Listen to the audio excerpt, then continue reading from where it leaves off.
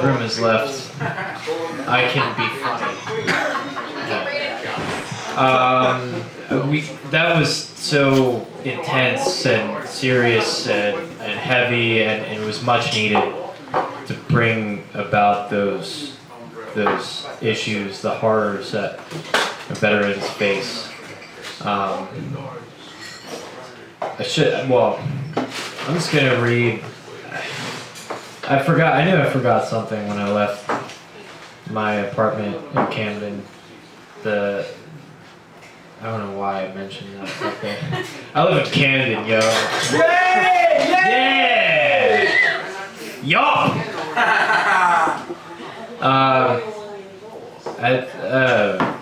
I'm just gonna read poems that I wrote. I feel like I was just talking to a new friend, Daniel, from Brooklyn. Are you really from Brooklyn? No. Okay. I have a problem with people who... I like this guy a lot. I just met him. This is like the third time I met him. Alright, I always single someone out. One time that I went to Rutgers Camden, and there's this band playing outside, and they're all hip and whatever. And I was talking to them afterwards, and they're like, yeah, we're from Brooklyn. I was like, really? You were born and raised in Brooklyn? And they're like, well, we've lived there for like 5 years, but we're from like some small town in Indiana or something. So it's really funny when people say they're from Brooklyn. That's hilarious. But Camden's the new Brooklyn.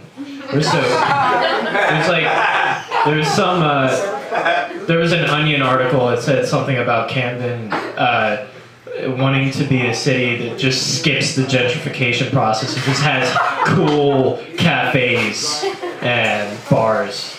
Just skip all of the renewal, all the hard work. Alright, I'm done. This poem's called When I Was a Witness to Murder. You all probably, well, some of you heard these poems plenty of times. It's in my book. It was published by Whirlwind Press, which is how I got involved with starting Whirlwind magazine with Lamont Steptoe. I witnessed this on the white stone steps of a building named after Walt Whitman. Two hawks were fighting to the death, flying in between and over abandoned 10-story buildings, vocalizing like seagulls but deeper and menacing.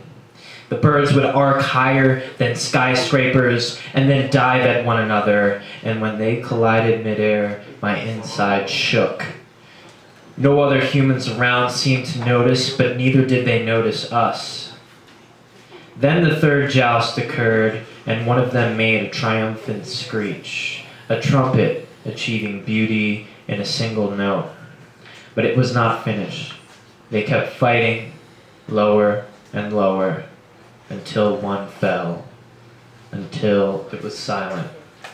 That was written in 2013, and on Cooper Street. I was sitting on the steps of the Walt Whitman Center, where Lamont used to work at. Here is another Camden poem. Yeah! Rocky is the puppet laureate of Camden. He has, I'm wearing a tie, he's wearing a monkey. Bongo.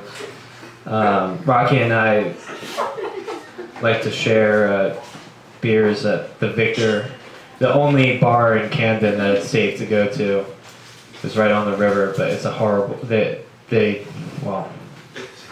it's got a beautiful view of Philly, but it's got really shitty food, and the beer isn't even good. Don't say that! They don't clean their lines, Rocky. Now that I'm a bar back, I understand why their beer tastes bad.